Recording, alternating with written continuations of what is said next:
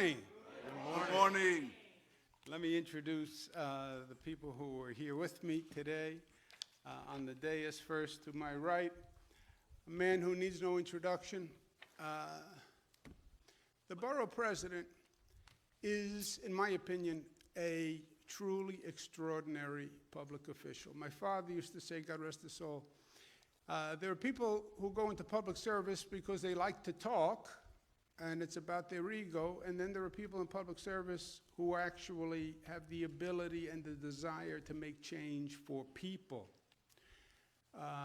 Your borough president makes change for people, and he has transformed the Bronx and transformed lives.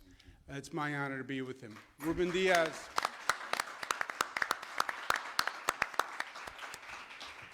We have Assemblyman Benedetto, and we have Senator Jamal Bailey. They're my colleagues. They're my colleagues in Albany, and they just passed a budget that I believe, in my opinion, is going to do more good for this state than any budget in decades. And it was hard what they did. You know, politics today is much more intense and heated than it's been. And when you are in Albany, you have that state legislature, represents the entire state. And we have the full political spectrum in New York State, right? There's politics nationwide, but we have everything in New York. We have the full spectrum. We have the most rabid conservatives you find anywhere, and we have the most rabid socialists you're going to find anywhere. So to get something done, 213 people, you know, you have to get agreement. And the conservatives will say, well, you're not conservative enough. I say, yeah, it's because I'm a Democrat. It's what the people elected. And the socialists will say, well, you're not bringing socialism to New York. Yeah, I'm a progressive Democrat. That's what the people elected. But they are loud. They are loud. They didn't learn the lesson my grandmother used to teach me. Just because you yell doesn't mean you're right. So it takes extraordinary leadership to stand up, and to stand up for what you believe, and to fight for what you believe, and to speak up when people are yelling at you and trying to bully you. Senator Bailey, Assemblyman Benedetto, they stand up for what they believe, they fight for what they believe, and they deliver for the Bronx.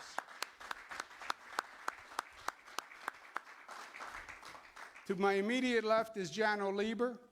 He is the person who actually has to do the work that we're all going to talk about today. And he makes things happen in government like no one I've ever worked with before. These are all complicated projects, and it's very hard to get big projects done.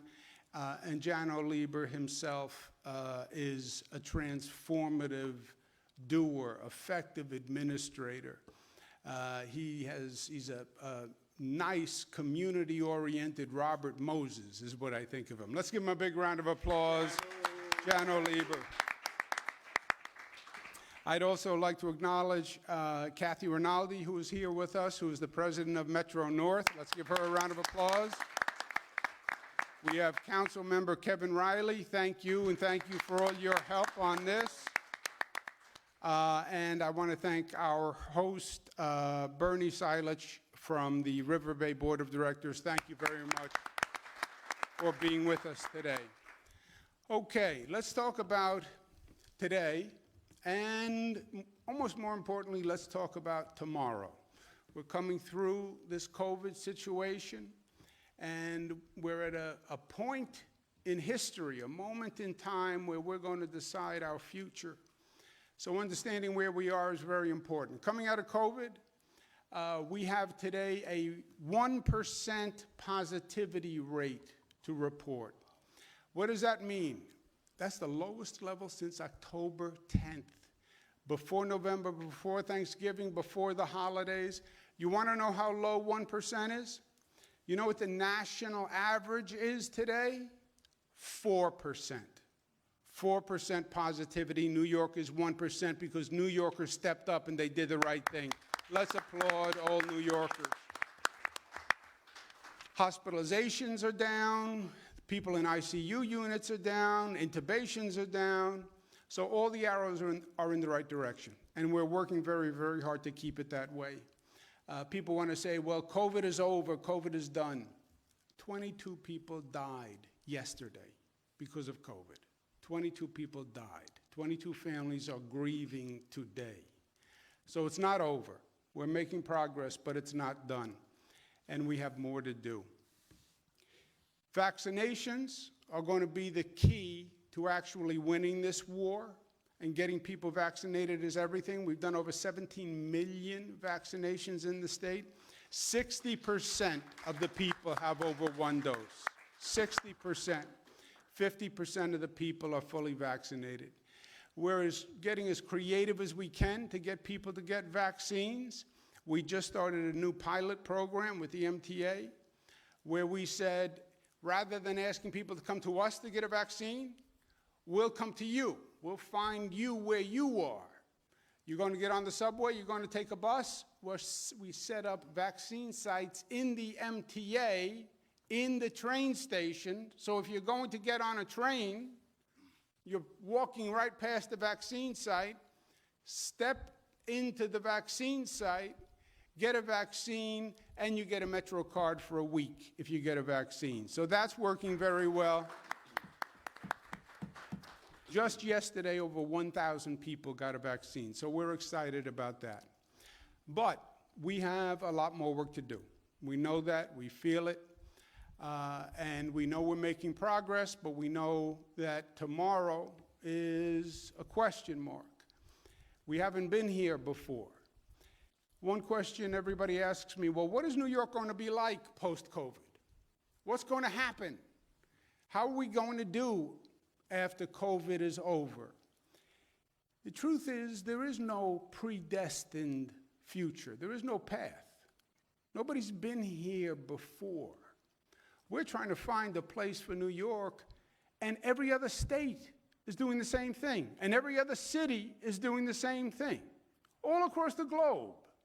How do you react to COVID? How do you react to Zoom, to remote learning, to people who are now afraid from a public health point of view? How do you recover after wearing this for a year and not socializing with people and not hugging people? How do you recover from the isolation of it?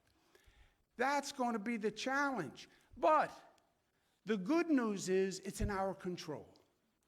You know who's going to determine the future of New York? New Yorkers. And you know who I believe in? I believe in New Yorkers. Well, COVID hit us hard. Yes, COVID hit us hard. COVID hit New York harder than any other state in the nation. We had the highest infection rate in the United States of America. We had the highest infection rate on the globe at one point. Why? Because COVID was coming here for months. And nobody knew it, because it was landing on planes at LaGuardia and JFK in Newark, and it was coming here for months. And the federal government had no idea that it was already here. We had people dying of COVID before we knew what it was. Yes, it hit us hard.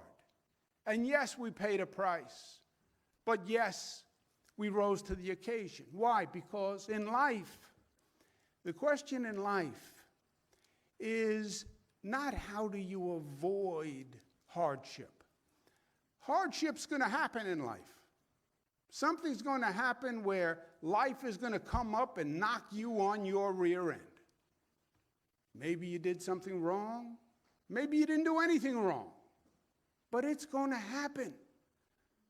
Health issue, you lose your job, divorce, something is going to happen. And then the question becomes, when you get knocked on your rear end, what do you do? That's what defines your character and your personality. You get knocked on your rear end, do you just sit there? Do you lay down on the canvas and stare at the sky? Or do you get up? If you're a real New Yorker, you get up, smarter, you get up stronger, you get up more resilient, and that's what we've always done. Superstorm Sandy, oh my God, the devastation, yes. But we got up, and we got up ever stronger. 9/11, remember the people after 9/11? Oh, New York will never be the same. We're a terrorist target. No one's going to want to live in New York. I was there. All the naysayers, forget it. We built back better than ever before and stronger than ever before, and we learned from it. That's who we are. Now you have people saying, oh, the city's in trouble. City has real crime problem, which it does. Real issues in New York City, yes. But we've been through worse, my friends. People don't even remember. I'm trying to explain to my daughters who are in their mid-20s, so they know all the answers. They just don't know the questions, but they know all the answers in life. What the city was like in the 70s, what it was like in the 80s, what the Bronx was like when they said the Bronx is burning. And look at us now. Yes, you get knocked on your rear end, but you get up better than before, and you think big when you get up. And we have an opportunity here because everyone is going through this. This is not unique to New York. This year I'm head of the Governors Association. I talk to all the governors in the country every week. Every state is saying, what do we do? How do we rebuild post-COVID? How do we get out of this? Think big, which is what we always did. New Yorkers, oh, you're tough people. Yes. You're ambitious people. Yes. You're daring people. Yes. You're gutsy people. Yes. Otherwise, we wouldn't be here. You can't make it here. You wouldn't have come here unless you were gutsy and daring and you believed in yourself. That is who we are in our essence. Just think how we made this place. Just think of the conversation, late 1800s. There's no fresh water in New York City. Well, you have the Hudson, you have the East River, you have a lot of water. Yeah, but there's no water to drink in New York City. Oh, no problem. Up in the Catskills, they have water in the Catskills. Where are the Catskills? Up north. Oh, how do we get the water from the Catskills down to New York City? Do I get in the car, drive up the Hutch? Do I take the thruway? What do I take? No, there's no Hutch, there is no thruway. We're going to build a tunnel from the Catskills to New York City, 90 miles long in 1907. Think about the guts. Think about the ambition. We're going to build a massive train system. Massive train system? You're such a small place. Manhattan, the Bronx, Queens, where are you going to put all these massive trains? We're going to put them under the ground. You're going to put them under the ground. How are you going to put them under the ground? Oh, we're going to dig tunnels. We're going to dig 200 miles of tunnels under the ground.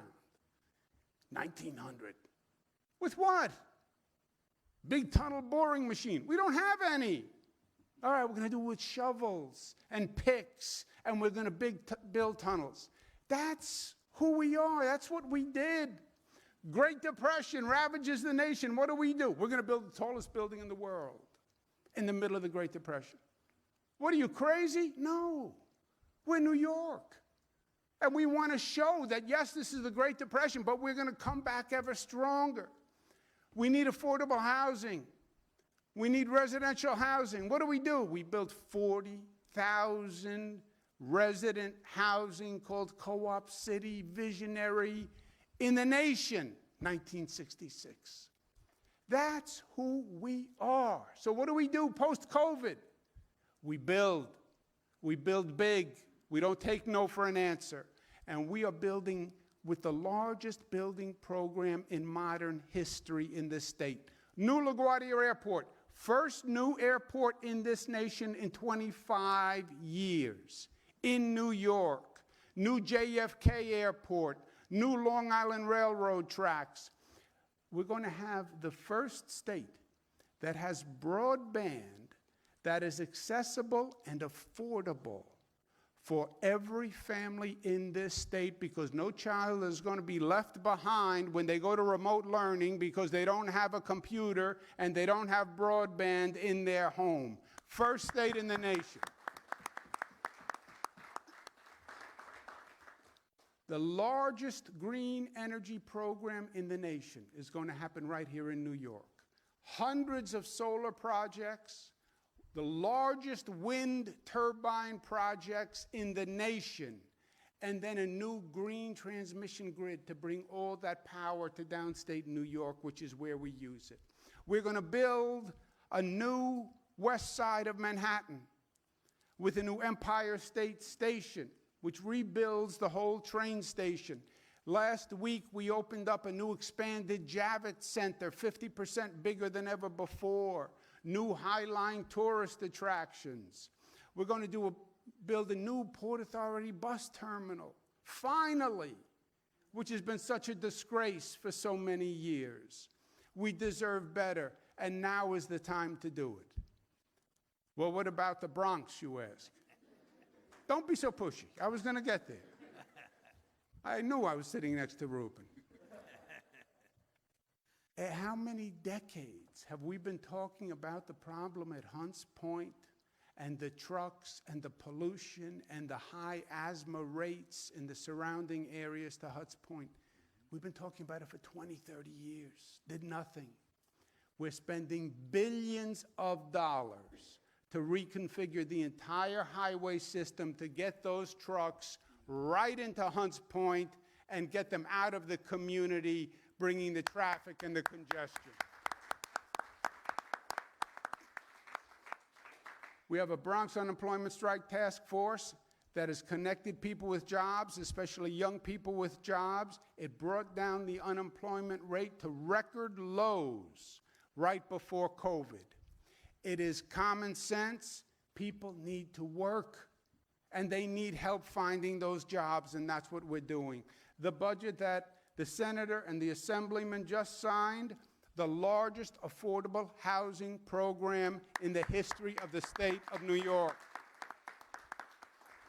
The largest tenant relief program in the state of New York's history, the largest small business relief program in the history of the state of New York. What is the key to an area's development?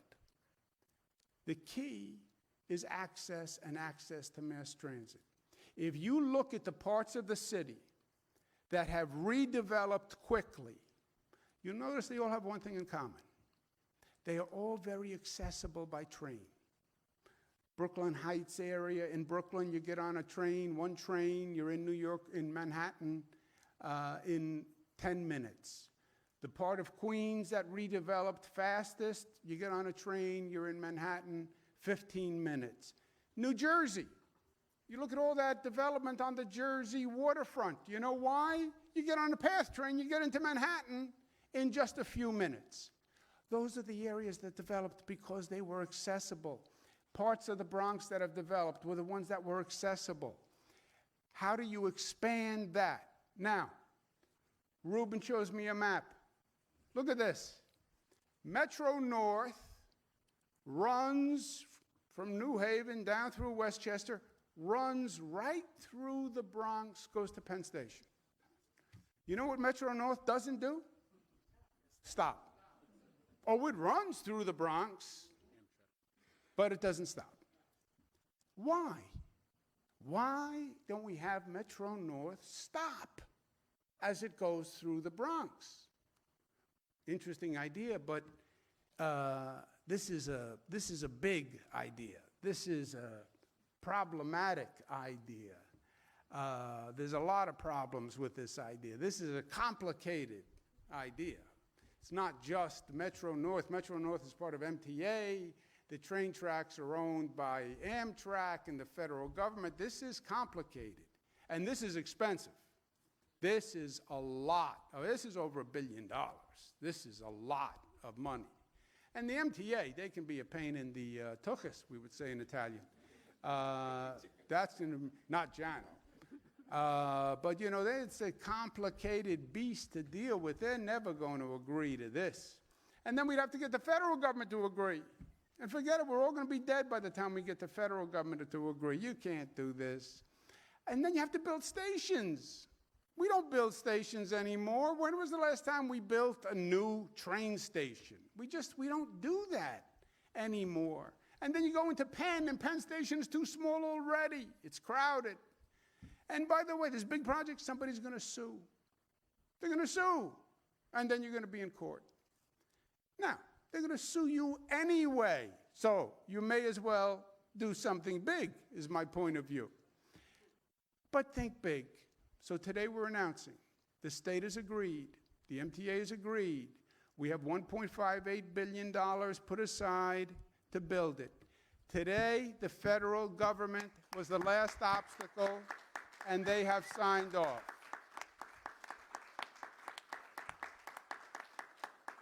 We're going to reissue the RFP for construction, and we're going to do it now. The train is on the move, and look at what it's going to do. Co-op City Station. Right now, the commute to Penn, 75 minutes. When you have Metro North, that goes from 75 to 25 minutes, that commute. Hunts Point goes from 45-minute commute to a 16-minute commute. Changes everything. And then you go into Penn, and Penn Station is going to be new. We've already opened the new Moynihan Train Hall, which is beautiful and is a welcome place to go. We are then also going to expand Penn Station and redo the entire station. So it's going to be a world-class transportation facility and a place you actually want to enter. What does it mean? Better economy, less traffic, improved air quality, better community connections, 160 trains per day, 5 times more than Amtrak runs now, moving 30,000 people. And this is not a proposal. This is not a dream. This is not a, we're going to try, we're going to hope. I have an idea. It's a press release, but I don't know that anything's ever going to happen. This is happening. It's happening, and it's happening now. We did the design build list. The RFP goes out today. We do an environmental assessment. We're going to award the project next year. It's going to be completed in 4 years, 2025. It's going to happen. It's going to happen in our lifetime, and it's going to be relevant. Remember this day, because it is going to be transformative for these communities. They are going to be transformed. The entire Bronx, the entire region. A.J. Parkinson, we can do anything we believe we can do in life, but you have to believe you can do it. I believe in you. I believe in New Yorkers. I saw what they did after COVID. I saw how they rose to the occasion when times were at their darkest and they were the most frightened. After what we did over this past year, don't tell me there's anything we can't do. If we can dream it, we can do it. And this is not going to be about rebuilding New York. We went through too much to replace what we had. This is going to be about building a New York better than ever before. A New York that we can be proud of, that is cleaner and safer and fairer than any New York before. We can do it, and we are going to do it, and we're going to make it happen together. Thank you very much.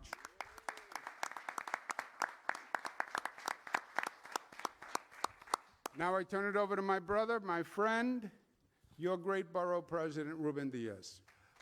Thank you. Hi, guys. Señor Gobernador, gracias y bienvenido de nuevo al Condado de la Salsa, el Condado del Bronx. Let's give the governor a strong round of applause. Not only we thank you for being with us here today, but believing also in the Bronx. We've heard a lot of things going on for so many years throughout the city and the state in previous administrations, and we've always been overlooked. But under your administration, time and time again, Gov, you have always put a focus on our borough. You put financing, and we appreciate it.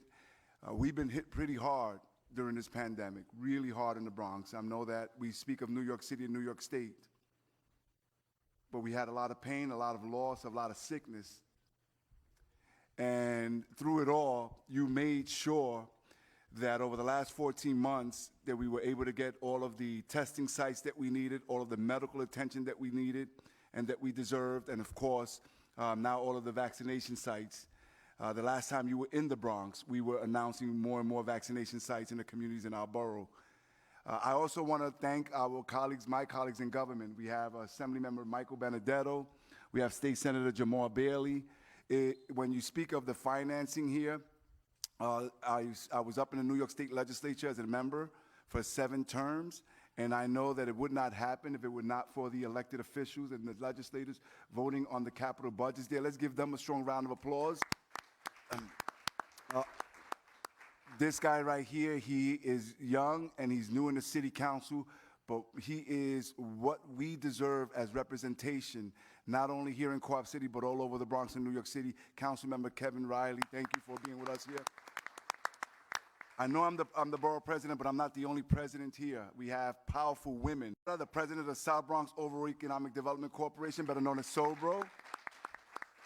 And of course, the president of the Bronx Chamber of Commerce, Lisa Sorin, is with us here. We are in the middle of Bronx Week. We have not been able to do Bronx Week in the way that we normally do it. We couldn't do it last year because of the pandemic. We had a lot of consternation, but we decided to do it, albeit in a modified way, to celebrate our borough. And so I'm going to take executive privileges here, and I'm going to make this visit by the governor and this announcement by Jano and Catherine from MTA and Metro North as part of Bronx Week. Right, guys? Let's give them a strong round of applause. Look, the reality is that this was not a new idea. When the governor says that, it was pie in the sky, this idea was something that was been kicked around for over 30, 35 years. And when I first got to Borough Hall back in 2009, we found this proposal, and we dusted off, and we started to push it, and some people thought that I was crazy. And it wasn't until we found a friend in the second floor up in Albany that said, you know what, this needs to be done. And things were moving in the right direction, but it was the pandemic that slowed us down. And yes, we had to get through COVID. I am fully vaccinated. And I'm hoping that everybody gets vaccinated. It's the only way that we're going to get back to normalcy. But aside from dealing with COVID, and the governor and his team has been doing that, we really have to start and restart again so that we can move the economy here, so that we can give people the most important thing, which I believe is something that's not physically tangible, but is bigger than brick and mortar, and that is hope. This announcement on restarting the procurement process on these Metro North stations is something that gives us hope. It's something that will allow, and by the way, if it were not for the community when we first dusted this off, if you live in Co-op City, please raise your hand. Please raise your hand. Let's give them all a strong round of applause as well. I remember, Catherine, when at the time I had to make the case to Metro North, and we had to have a meeting with the community, and I had to convince them that the community wanted this as well. I was expecting just community leaders to come here at Co-op City. It blew my mind and blew Metro North's mind when over 700 people in Co-op City filled the big ballroom here, all unanimously saying that we need to have this as part of moving forward and transforming not only Co-op City, but the entire borough of the Bronx. This will create thousands of jobs, ladies and gentlemen. It will create opportunity for more housing. It will give us a shot in the arm to economic development. But when we speak about hope and when we speak about moving forward, I'll tell you one thing. When the governor highlights the way that we can shave off the transportation time, and we have a lot of essential workers here, they deserve to be able to get to and from work. with transportation alternatives in a quicker way. Yes, that would be a quality of life for them, but even more so, could you imagine now the amount of time that they can spend with their family members where they are not in some tunnel in the subway system? Do you know how we can continue to protect Mother Earth? When we speak of congestion, everybody always focuses on New York City and the congestion into Manhattan. Well, there are a lot of Bronxites and New Yorkers who work in Stamford, Connecticut.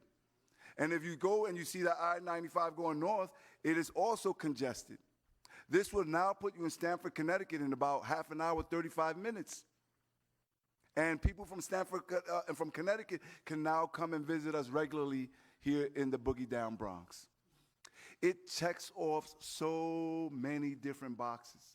It is a good day. And boy, did we need this. We are filled with anxiety. We were hit hard. And when you plan with a purpose, when you have folks who really care about every single New Yorker, not just a few, when you have big dreams, when you have big aspirations, when you work as a team, anything and everything is possible.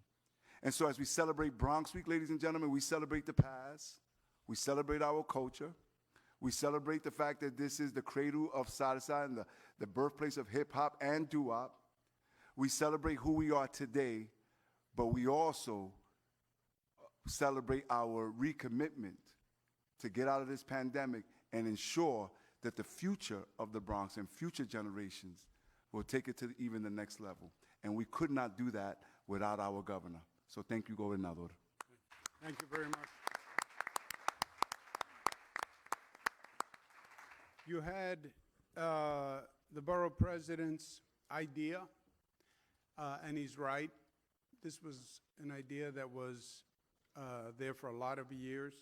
Many ideas are, but they're just too big and too bold to take on. He was willing to take it on. So now you had a plan. We have the capacity with Jano Lieber at the MTA to get it done. You had to get all the approvals, but you needed one essential element.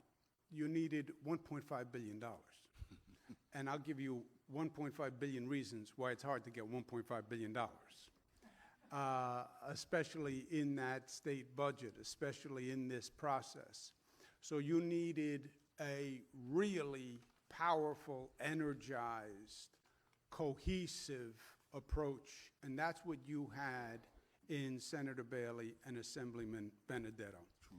It does not happen but for them, because it does not happen but for the $1.5 billion. And they made that a reality. Senator Bailey.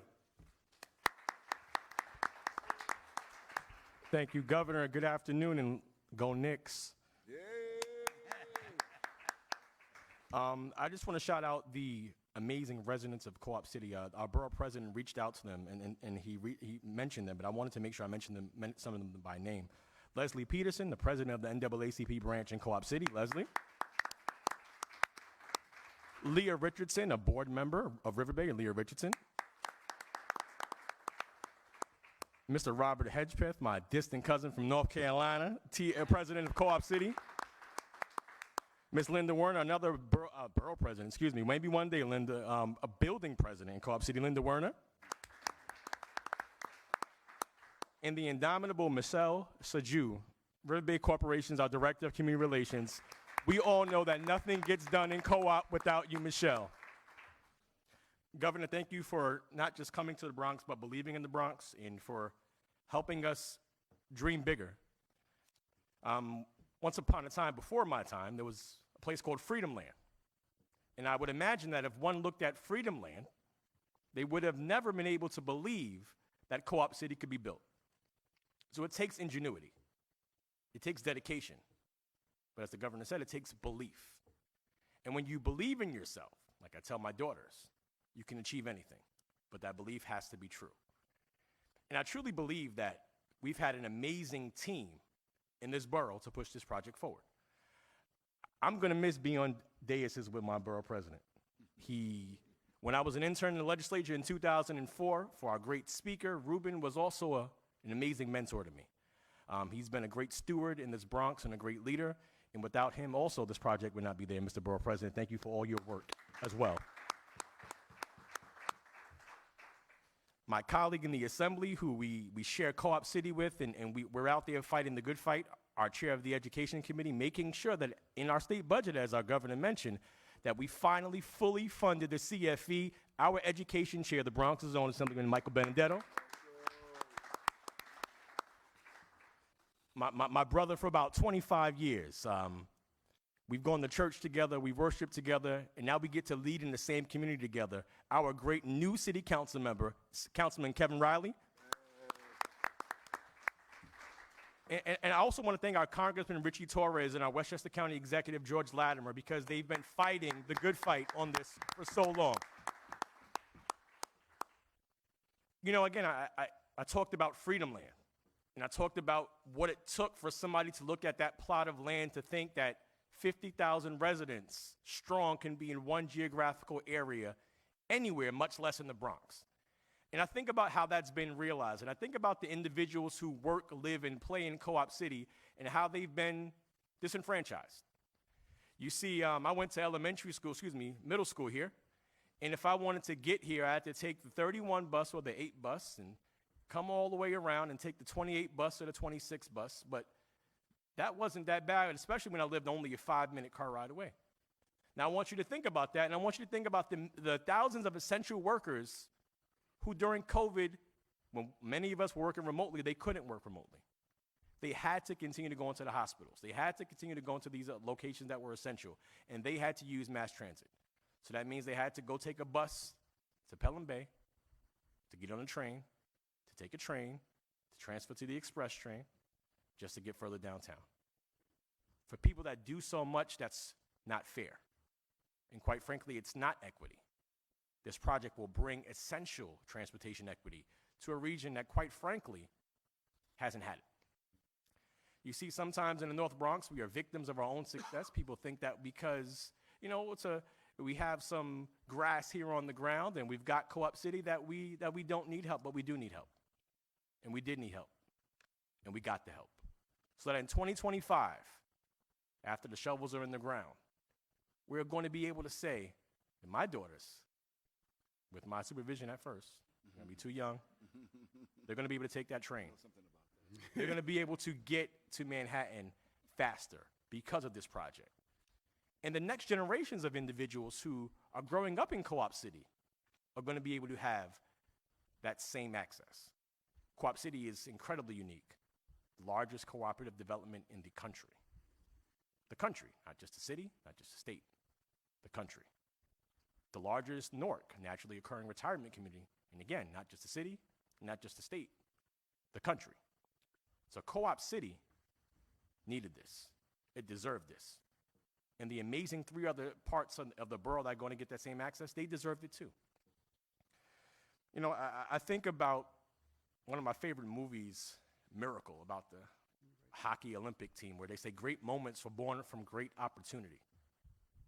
Shouldn't take a miracle to get to work if you live in Co-op City. That opportunity is going to be given because of the hard work of Jano and the governor and the borough president, Assemblyman Benedetto, and the speaker and our council member and so many people. I'm glad that we've got a commitment to build better. MWBEs are going to be a part of this program to make sure that our minority and women-owned businesses are going to be able to have a seat at the table when we're building back better. And again, we have to make sure that we preserve affordability in Co-op City as well. Because as transportation access increases, people are going to want to flock to Co-op City because we know how great a co-op is. And making sure that we can keep it affordable is going to be a critically important component of what we do here in the future going forward. So again, they say as New York goes, so goes the nation. I'd venture to say as Co-op City goes, so goes the Bronx. And making sure that we have access here so that people can work, live, and play throughout the region. And again, I represent Westchester County as well. So being able to go north in the search of commerce. My first job was in White Plains, New York, actually, as it were. I had to go north. The next generation will be able to go north freely.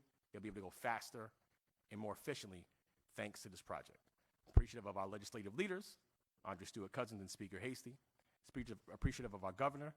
And Jano, thank you for all the hard work that you've done in those meetings that we had at the Borough President's office. We're going to get this done. Thank you, Governor, once again. Thank you. Thank you, Senator. And as the senator said, to get something done in Albany, you have to get the Senate to pass it, and you have to get the Assembly to pass it.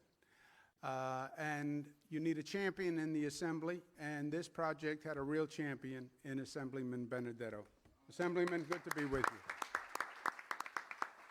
Thank you, Mr. Governor, for having us here today. Thank you for those kind words.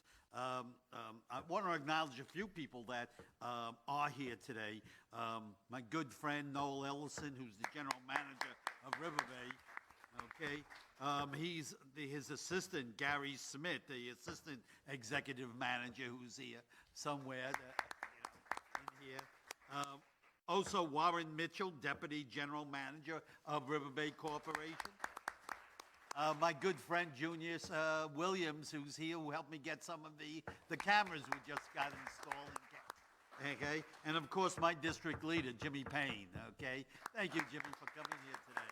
And you know, thanking the people, we're hearing them. I just want to thank the guy to my left over here.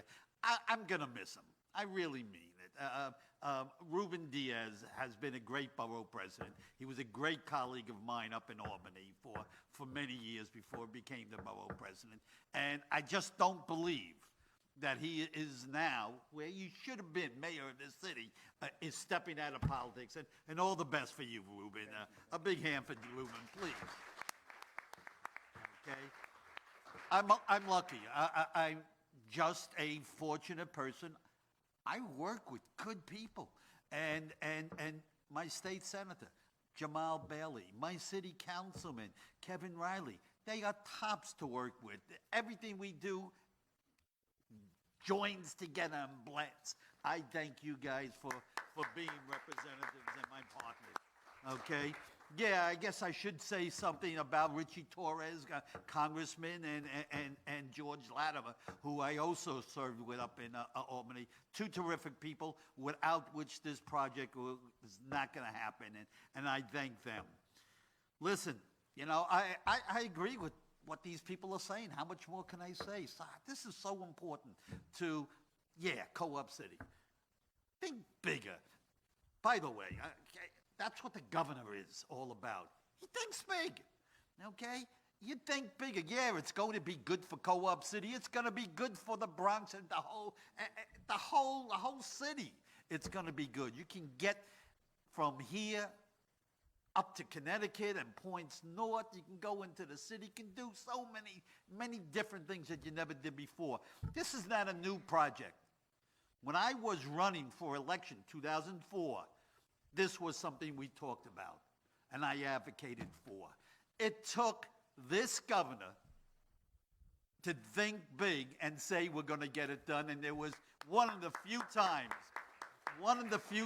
when I was really, really happy when the governor presented in his State of the State speech some 6 years ago or so, committed himself to this whole project to be developed. And boy, was I happy. It was coming to be, and now we see it all together. Thank you, Governor. Just great. You know, we're going to recover from the last year, and the last year has been tough on all of us. We've all survived it in varying degrees and so on. But like the borough president said, and I wanted to, really be so annoyed at him for saying it, because I was going to use the same four-letter word, hope. Okay, hope springs eternal, and this is so important. This has given us new, rejuvenation here, that we're going to move ahead. When the people came to Co-op City, they realized there was no connection to the outside world. There was no connection to subways. So they were promised some of the best bus service possible to them. And a tribute to the MTA, not without the battle, not without a lot of people in this very room and committees who talked to them and fought the good fight against them to convince them to keep that busing coming into Co-op City. And now we're doing Busing Plus. We're going to have this Metro North station coming to Co-op City, and It is great. It is great. Infrastructure means so much for the development of the Bronx, of a country in general. Let me lastly say that this would not have happened unless people think big. And boy, are we blessed to have a governor who thinks big, is making this happen. And Mr. Governor, I thank you very much for it. Thank you very much. Thank you. Thank you. Well, I think everything has been said. Mike said it well. It is about, and Ruben said it well, it is about hope. But this is not just an aspirational hope. This is a concrete hope because it's based on who we are and what we have done in the past. This is what we do. We're New York. We rise to the occasion. New York tough. I love that expression. That's what they say about us behind our back. You know, I worked in the federal government for a lot of years. I worked in every state in the nation. And somehow they would figure out I was from New York. I don't know how. It must have been my tie that let them up. But the first thing they would say is, oh, you New Yorkers, you're tough. You're tough. And I said, at first I used to say, no, we're not that tough. But then I went the other way. Yes, we're tough. We are tough. But we're tough in a good way. We're tough in a good way. We're strong. And we're strong enough to be tough, but we're strong enough to be loving. And we're strong enough to be confident. And we're strong enough, as Jamal said, to believe in ourselves and to believe in each other. That's what New York tough means.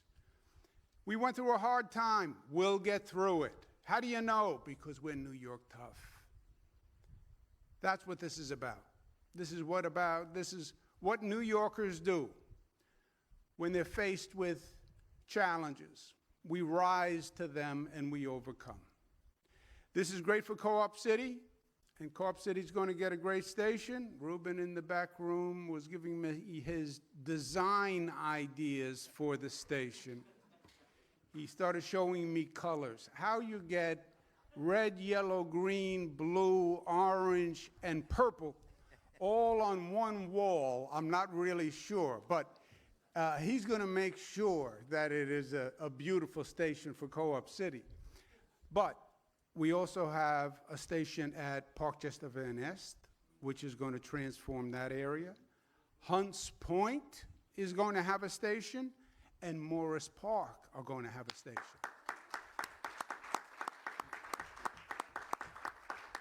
So it is going to revitalize the entire area, north, south, and other points. Thank you to all. It just shows you what you can do when you work together and you forget the differences and you find the commonality and you join arms. And that's what you've seen demonstrated here today. They've been mentioned, but Congressman Torres, he is a fighter, he is an advocate, he has been great. County Executive George Latimer of Westchester. Why would Westchester care? Well, it's good for Westchester, but more because it was the right thing. It was the right thing. And George Latimer is one of the rare politicians, and I say it behind his back, who does the right thing only because it's the right thing. And that is a beautiful thing. Thank you to all. Thank you and congratulations.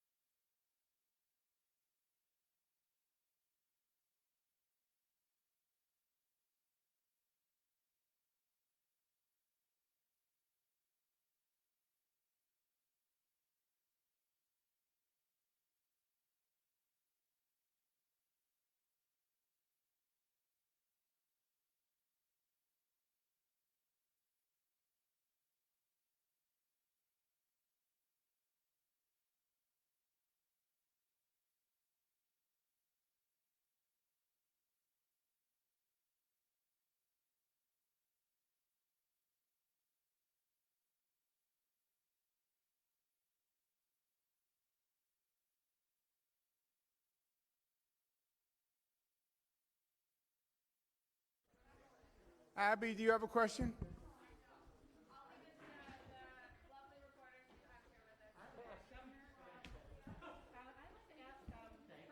So much for your question. Yeah. I have two questions. First, do you support state-level carbon tax on companies that use fossil fuel? And secondly, can you say where and when you personally took the sexual harassment that you mandated others to take paid by your own employees? Yeah, I took it in my office in Albany. When? You don't take it, the executives have a PowerPoint that they go through. You don't participate in a class. So you're given a PowerPoint. You take it every year. But I mean this year, when did you take it? Oh, I don't know the date, but I took it this year. A carbon tax, you can't do it that way. A carbon tax, I understand the concept, and concept that makes sense. How does it work? What's the economic impact? You'd have to have all those questions. Go ahead. So you suggested, Kevin Sheehan, you suggested the other day that you didn't have faith in the AG's investigation. Will you respect the findings and resign if the allegations are confirmed? And are you at all concerned about criminal charges based on the employee's allegations? Short answer is no. I did nothing wrong. I never said I didn't have faith in the Attorney General's investigation. What I said was people have heard one side of the story. And New Yorkers are smart. They know when they're hearing one side of the story that they wait to hear the other side of the story. And I am very eager to tell them the other side of the story because it is a much different story.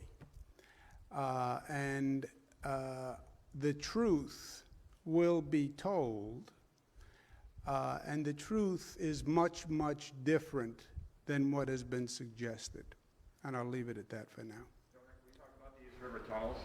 You didn't mention that today. The MTA has listed the repair of Amtrak's East River tunnels as the main blockade between Penn Access being completed. That's beyond your control. Is it still the MTA in your position that those tunnels need to be repaired before this can launch? And what is the timeline? What is that looking like? Jana?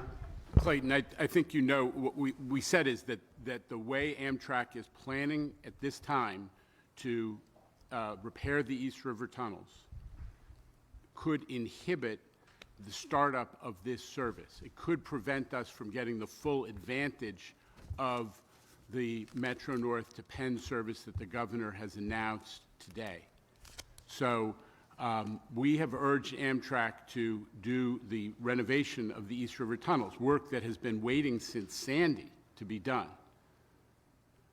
The way that we did the L train at the governor's instigation, which is to do the work while maintaining service, do the work nights and weekends. And we've expressed to Amtrak our real concern that because they're planning year-long shutdowns, that could eventually, the second such year-long shutdown could interfere with the achievement of the full advantage of this service. But we are also hopeful that Amtrak will reconsider their position, and as you know, we got into that last week.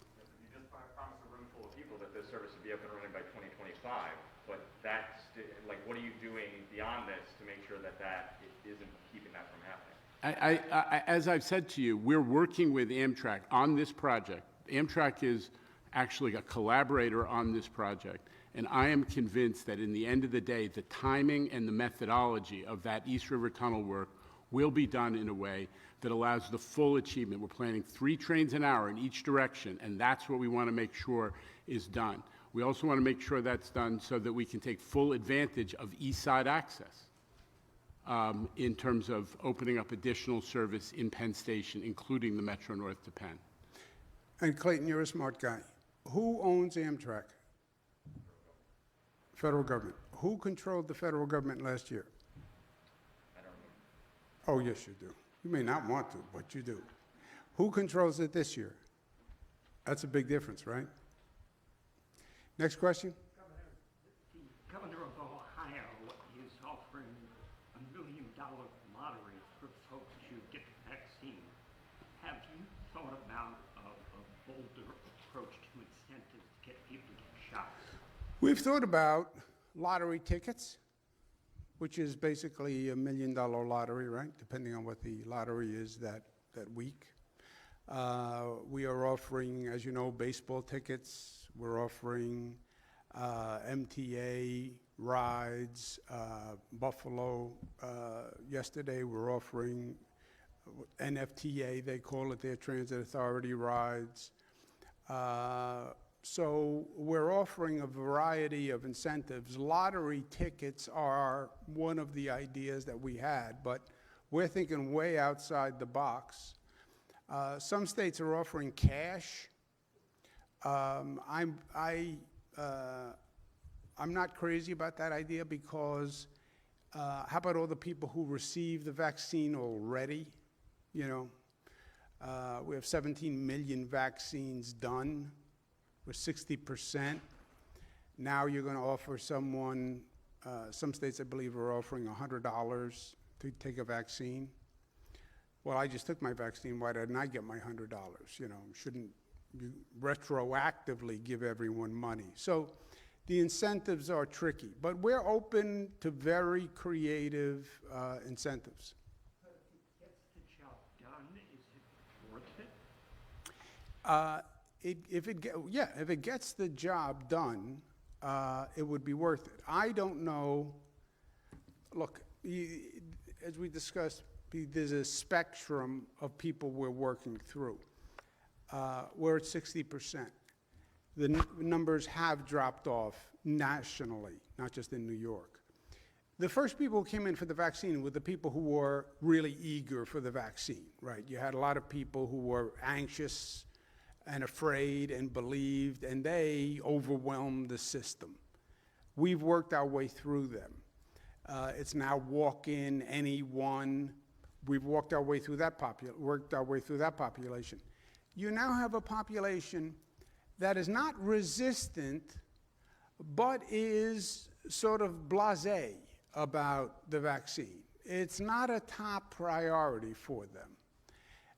And what we're doing with them is we're trying to make it easy, and rather than asking them, come to us, you have to make a reservation and come to the Javits Center, or you have to get in a car and drive to Yankee Stadium, we're saying, we'll go to you.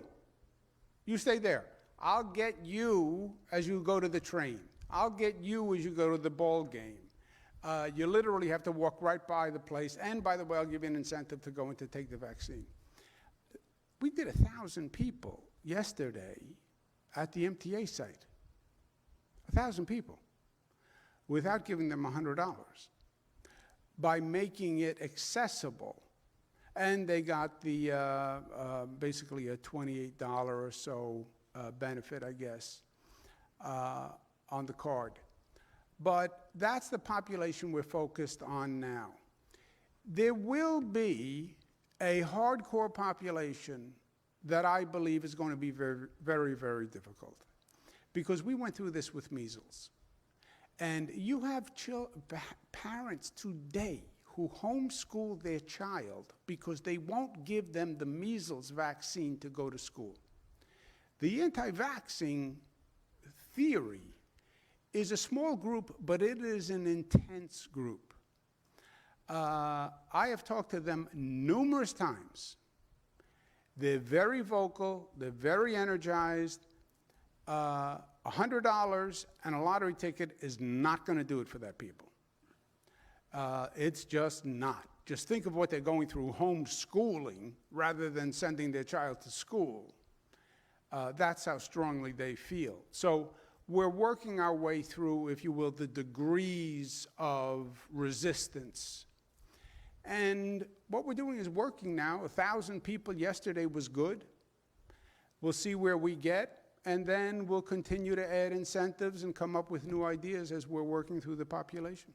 Along that same line, the nursing home staffers who have not been vaccinated are obviously kind of resistant. Have you heard any interesting plans or ideas for encouraging them, or maybe not requiring them, but somehow encouraging them to get vaccinated? Karen, nothing different than the general population. I think they're reflective of the general population. Governor, I'd like to read to you the statement that you put out when Charlotte Bennett accused you of sexual harassment. You said, I now understand that my interactions may have been insensitive or too personal, and that some of comments given my position made others feel in ways I never intended. You didn't deny that you said inappropriate things to Charlotte Bennett. Do you acknowledge the fact that your intentions, according to the law, don't matter in sexual harassment? And did you say the things that you said that she accused you of saying, because you don't deny them, you apologize for making people feel uncomfortable? No, I said I never meant to make anyone feel uncomfortable. Can I finish my answer? It is after the fact, obviously. I never said anything I believe is inappropriate. You can leave this press conference today and say, oh, the governor harassed me. You can say that. I would say, I never said anything that I believed was inappropriate. I never meant to make you feel that way. You may hear it that way. You may interpret it that way. And I respect that. And I apologize to you if I said something you think is offensive. According to the law, the harasser's intention doesn't matter. Yes, You but apologize for if you made someone feel uncomfortable. I'm just wondering, do you acknowledge that according to the law, that doesn't matter and it would still be considered sexual harassment is not making someone feel uncomfortable. That is not harassment. If I just made you feel uncomfortable, that is not harassment. That's you feeling uncomfortable. Okay? Thank you all very much.